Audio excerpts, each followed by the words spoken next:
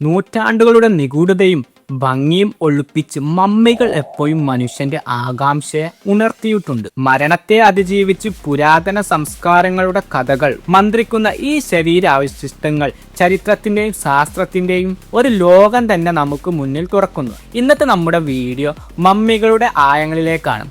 അവയുടെ ഉത്ഭവം, നിർമ്മാണം, പ്രാധാന്യം, അവയുമായി ബന്ധപ്പെട്ട മിഥ്യാധാരണകൾ, കൂടാതെ ആധുനിക ലോകത്ത് അവയുടെ പ്രസക്തി എന്നിവയെല്ലാം നമുക്ക് ഈ ഒരു വീഡിയോയിൽ നോക്കാം. മമ്മി എന്ന വാക്ക് കേൾക്കുമ്പോൾ ആദ്യം നമ്മുടെ മനസ്സിലേക്ക് വരുന്നത് ഈജിപ്ഷ്യൻ പിരമിഡുകളും പുരാതന ഫറവോമാരുമായിരിക്കും.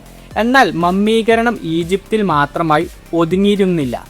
ലോകത്തിന്റെ വിവിധ ഭാഗങ്ങളിൽ വ്യത്യസ്ത സംസ്കാരങ്ങൾ മരണാനന്തര ജീവിതത്തിൽ വിശ്വസിച്ച് മൃതദേഹങ്ങളെ സംരക്ഷിക്കാൻ ശ്രമിച്ചിരുന്നു.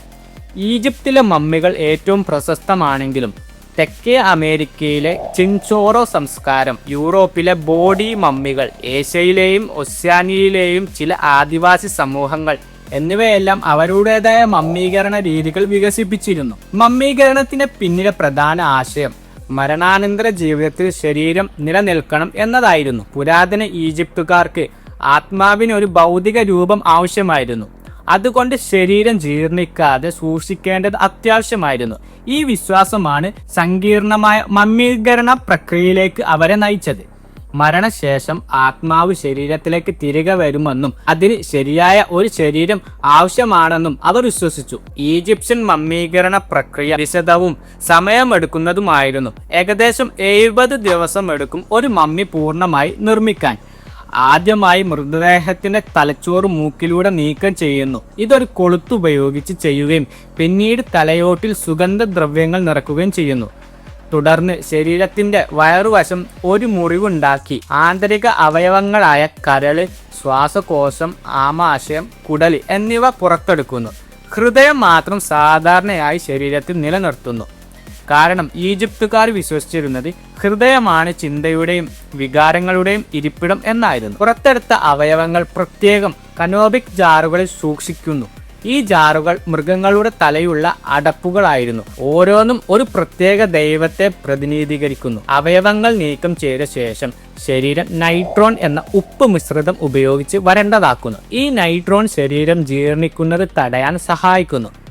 ഏകദേശം 40 ദിവസത്തോളം ശരീരം നൈട്രോണിൽ പൊതിഞ്ഞു സൂക്ഷിക്കും. ഇത് ശരീരത്തിലെ ഈർപ്പം പൂർണ്ണമായും വലിച്ചെടുക്കുന്നു. ഈ പ്രക്രിയയ്ക്ക് ശേഷം ശരീരം വൃത്തിയാക്കുകയും സുഗന്ധമുള്ള എണ്ണകളും റെസിനുകളും ഉപയോഗിച്ച് പുരട്ടുകയും ചെയ്യുന്നു. തുടർന്ന് ലിനൽ തുണികൾ ഉപയോഗിച്ച് ഓരോ ഇഞ്ചും ശ്രദ്ധയോടെ പൊതിയാൻ തുടങ്ങുന്നു. ഈ പൊതിയുന്ന പ്രക്രിയയിൽ മന്ത്രങ്ങളും പ്രാർത്ഥനകളും ചൊല്ലുകയും മന്ത്രശക്തിയുള്ള അമ്യൂലറ്റുകൾ ഓരോ അടുക്കുകളിലും വെക്കുകയും ചെയ്യുന്നു. ഇത് മരണാനന്തര ജീവിതത്തിൽ മമ്മിക്ക് സംരക്ഷണം നൽകുമെന്ന് അവർ വിശ്വസിച്ചു. അവസാനമായി പൊതിഞ്ഞ മമ്മി ഒരു കല്ലറ വെച്ച് സംസ്കരിക്കുന്നു. മമ്മീകരണം ഈജിപ്ഷ്യൻ സമൂഹത്തിൽ ഒരു വലിയ വ്യവസായം കൂടിയായിരുന്നു. ഫറവോമാർക്കും സമ്പന്നർക്കും മാത്രമാണ് ഈ സങ്കീർണമായ പ്രക്രിയ താങ്ങാൻ കഴിഞ്ഞിരുന്നത്.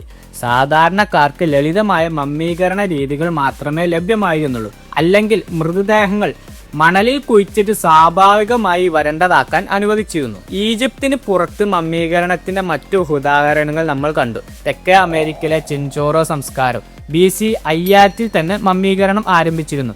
ഇത് ഈജിപ്തുകാരേക്കാൾ വളരെ മുമ്പായിരുന്നു. അവർ മൃതദേഹങ്ങളുടെ തൊലി നീക്കം ചെയ്യുകയും എല്ലുകൾ ഉറപ്പിക്കുകയും പിന്നെ തൊലി തിരികെ വെച്ച് കളിമണ്ണും സസ്യഭാഗങ്ങളും ഉപയോഗിച്ച് ശരീരത്തിന് രൂപം നൽകുകയും ചെയ്തു.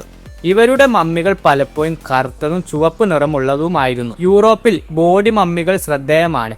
അയൺ ഏജ് കാലഘട്ടത്തിലെ ഈ മമ്മികൾ തണുത്തതും അമ്ലഗുണമുള്ളതുമായ പീറ്റ് ബാഗുകളിൽ, അതായത് ചതപ്പുകൾ നിന്നാണ് കണ്ടെത്തിയത്. ഈ ചുറ്റുപാടും മൃതദേഹങ്ങളെ സ്വാഭാവികമായി സംരക്ഷിച്ചു.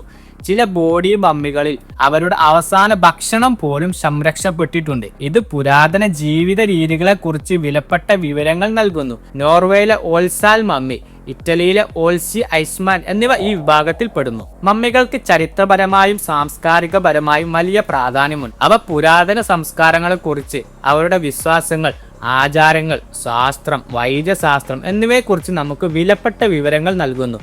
മമ്മികളിൽ നിന്ന് ലഭിക്കുന്ന DNA വിശകലനം പുരാതന ജനങ്ങളുടെ രോഗങ്ങൾ, ഭക്ഷണ രീതികൾ, ജനിതകപരമായ വിവരങ്ങൾ എന്നിവയെക്കുറിച്ച് പഠിക്കാൻ സഹായിക്കുന്നു. ഉദാഹരണത്തിന് ചില മമ്മികളിൽ നിന്ന് ക്ഷയരോഗം, മലേറിയ തുടങ്ങിയ രോഗങ്ങളുടെ തെളിവും കണ്ടെത്തിയിട്ടുണ്ട്. കൂടാതെ മമ്മികൾ ഒരു വലിയ സാംസ്കാരിക ആകർഷണം കൂടിയാണ്.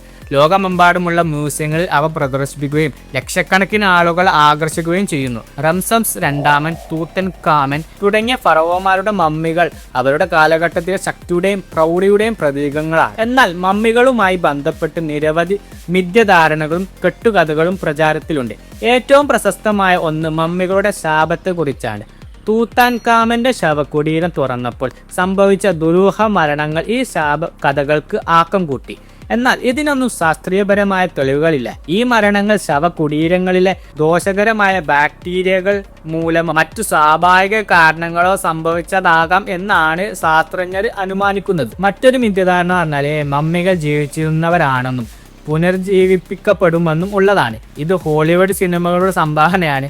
മമ്മികൾ മരിച്ച ശരീരങ്ങളാണ്, അവയ്ക്ക് ജീവൻ തിരിച്ചു വരുത്താൻ സാധിക്കില്ല. ഈ കഥകൾ അവയുടെ നിഗൂഢത വർദ്ധിപ്പിച്ചെങ്കിലും അവയുടെ യഥാർത്ഥ ചരിത്രപരമായ പ്രാധാന്യം കുറച്ച് കാണരുത്. ആധുനിക കാലത്ത് മമ്മികളെ സംരക്ഷിക്കുന്നതും പഠിക്കുന്നതും ഒരു വലിയ വെല്ലുവിളിയാണ്.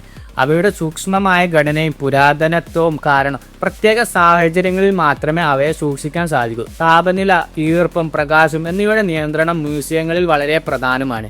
പുതിയ സാങ്കേതിക വിദ്യകൾ, ഉദാഹരണത്തിന് CD സ്കാൻ, എക്സ്റേ, DNA വിശകലനം എന്നിവ മമ്മികളെ കേടുപാടുകൾ കൂടാതെ പഠിക്കാൻ സഹായിക്കും. മമ്മികൾ പൊതിഞ്ഞ തുണികൾ അയച്ചു മാറ്റാതെ തന്നെ അവയുടെ ഉള്ളിലുള്ള ശരീരത്തെയും ആഭരണങ്ങളെയും കുറിച്ച് പഠിക്കാൻ ഈ സാങ്കേതിക വിദ്യകൾ സഹായിക്കുന്നു. മമ്മീകരണം എന്ന ആശയം ഒരുപാട് കാലം മുന്നോട്ട് പോയി. അതിൻ്റെ പ്രാധാന്യം ഇപ്പോഴും കുറഞ്ഞിട്ടില്ല. മരണത്തെക്കുറിച്ചുള്ള മനുഷ്യൻ്റെ കാഴ്ചപ്പാടുകൾ, മരണാനന്തര ജീവിതത്തിലുള്ള വിശ്വാസം, ശരീരം സംരക്ഷിക്കാനുള്ള ആഗ്രഹം എന്നിവയെല്ലാം മമ്മികളിലൂടെ നമുക്ക് മനസ്സിലാക്കാം. ഭാവിയിൽ മമ്മികളെ കുറിച്ചുള്ള പഠനം കൂടുതൽ പുതിയ കണ്ടെത്തലുകളിലേക്ക് നയിക്കുമെന്ന് പ്രതീക്ഷിക്കാം. പുരാതന രോഗങ്ങൾ, പുരാതന ഭക്ഷണ രീതികൾ, കുടിയേറ്റങ്ങൾ, വംശീയ ബന്ധങ്ങൾ എന്നിവയെക്കുറിച്ചുള്ള പുതിയ വിവരങ്ങൾ മമ്മികളിൽ നിന്ന് ലഭിക്കാൻ സാധ്യതയുണ്ട്. ഓരോ പുതിയ പഠനവും മനുഷ്യന്റെ ഭൂതകാലത്തെക്കുറിച്ചുള്ള നമ്മുടെ അറിവിനെ കൂടുതൽ ആഴത്തിലാക്കുന്നു. മരണത്തെയും ജീവിതത്തെയും ഒരുമിച്ച് നിർത്തി നൂറ്റാണ്ടുകളായി കാത്തിരിക്കുന്ന ഈ മമ്മികൾ ഇന്നും നമ്മളെ അത്ഭുതപ്പെടുത്തുന്നു. അവയുടെ കഥകൾ കേൾക്കാനും പഠിക്കാനും നാം എന്നും ആകാംക്ഷയോടെ കാത്തിരിക്കും. കാരണം ഓരോ മമ്മിയും ഒരു ചരിത്ര പുസ്തകമാണ്, ഒരു നിഗൂഢതയാണ്, ഒരു ചോദ്യമാണ്, ഒപ്പം ഒരു ഉത്തരവും. സോ ഈ ഒരു മമ്മികളെ കുറിച്ചുള്ള ഈ ഒരു വീഡിയോ നിങ്ങൾക്ക് ഇഷ്ടപ്പെട്ടെങ്കിൽ ലൈക്ക് ചെയ്ത് സപ്പോർട്ട് ചെയ്യുക. ബൈ, നെക്സ്റ്റ് വീഡിയോ കാണാം.